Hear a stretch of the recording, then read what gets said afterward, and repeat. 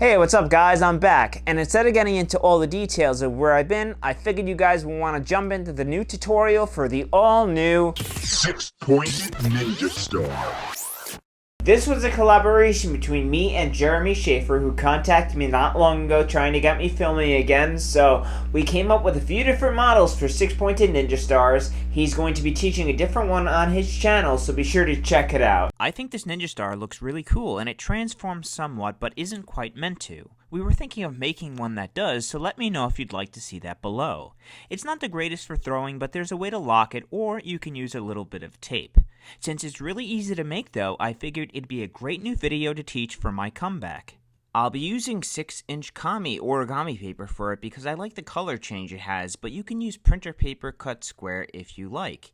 Once you have the paper, let's get started. We need to create 6 identical modules which interlock. Locking them is a similar way to my original 8-pointed transforming ninja star, so I recommend watching it for a cool and simple model. I'll teach you one piece, and then with all 6 finished, we can connect them and complete the ninja star. If you're using color origami paper, flip it to the white side. We're going to first fold the paper in half from edge to edge by taking the top and folding it to the bottom. Crease sharply, and then you can unfold. Now that we have a midline, we can position it vertically and take the upper right corner and slide it along the center line till the top edge lines up with the upper left corner. Once you've lined it up properly, then you can crease the right side sharply. Your paper should look like this with the top edge aligned with the midline and upper left corner. Now we can take the bottom left corner and the left edge and fold it directly on top of that new crease we just created. Once you make a sharp crease, then we can unfold both of the corners and you'll see we have 2 new creases in the paper here. We can then fold both the right and left edges directly onto those creases we just made. So fold the right edge onto the existing line and crease the outside nice and sharp. Repeat on the left side, making a nice sharp crease. At this point, it should look something like this. Now, there is no line in the middle, but both outer creased edges should fold easily into the center because of the existing folds in the paper we just made. Fold the outer edge in on the right and then the same on the left. It should look like an upside down kite at this point. Now you'll notice we have those 2 corners on the bottom here. We're going to take the right bottom corner and right edge and fold it to the right side outer crease. So fold the right bottom corner up to the outer right edge and give it a nice crease with your fingernail. When you open the edge, you'll see a new fold in the paper, and we could take the right bottom edge here and fold it directly onto that new diagonal crease. When you finish that, we could repeat the process on the left side. Fold the bottom left corner and edge now onto the outer left border and fold sharply. Once again, unfold the corner and fold it onto that new crease you just made. Make sure the model is nice and flat, and you're now ready to move on. At this point, we will fold the entire paper in half like this by taking the outer edges, aligning them, and making a nice crease by flattening the paper. Make sure that the right edges here also align as well, and it's okay if it doesn't match up perfectly. Once you crease sharply and flatten the paper out, we can now reopen it. Now we could fold downwards on the edges of the paper and give it a pinch right where the corners meet in the middle. Make sure the white edges here on the right line up by holding them together to align them. You could run your finger up the edges all the way to the corner. While still holding them together, we can make a mountain fold on the top white edge by creasing from that little pinch we just made all the way to the corner on the right side. When you open the paper again, you'll see we've made a mountain fold on that bottom corner, which will allow it to tuck into the middle of the paper much easier. We could once again fold those 2 blue outer edges upwards until they meet and align, at the same time giving that white corner a little push upwards. Since we made that pinch and mountain fold, it should tuck directly in at those 2 corners.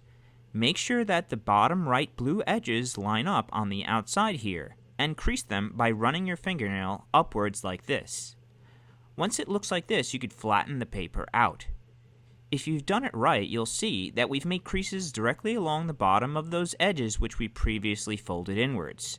If it's a bit off, there's a little room for error, but once you've completed this module, you've finished one piece and we can make 5 more. Before joining the pieces, you may want to overlap them and just verify that they have the same approximate angle in this corner here. To join the pieces, we're going to take two of them, holding them the same way with the white corner facing right. Slide the right one into the left so that the bottom corner of the left piece lines up with the top of the white edge on the right one. You'll notice we have some excess triangles, and these corner triangles will be tucked into the middle of the right piece. Fold the top triangle like this and tuck it into the middle of the right piece. Now do the same with the back corner by folding it towards you and inserting it into the right module. Since the process is the same for all the pieces and we've done two now, I'll zoom ahead and show you how to interlock the last ones. Connecting the next four modules works the same way, so just take the next piece and add it to the right side, lining up the edges on the left piece with the top white corner of the right one. Then you can tuck the left piece triangles into the middle and crease well. If the corners pop out, just reinsert them and crease more sharply or flatten it out. Continue joining them until you have interlocked 5 pieces like I have, so we can now join the last one and complete the ninja star. Interlocking the last piece works the same way, but because we have pieces on either side, you need to sort of slide it from the outside in. So I'm just going to insert it between the two adjacent blue and green pieces just like this, and push it snugly towards the center.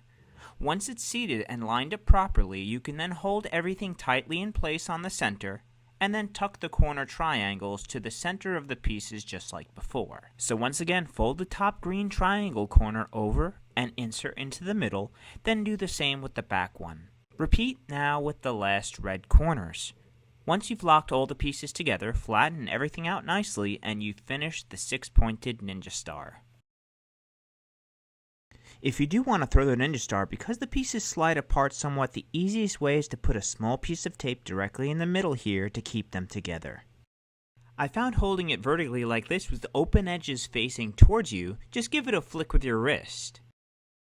Sometimes it even circles around a bit like a boomerang.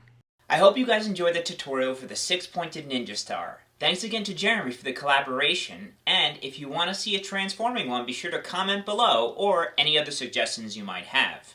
Be sure to like the video and subscribe and hit the bell if you're not already, so you're the first to know when I come out with new content. I might come out with an update video, but for now, I hope you guys enjoyed this tutorial and I hope to see you guys soon.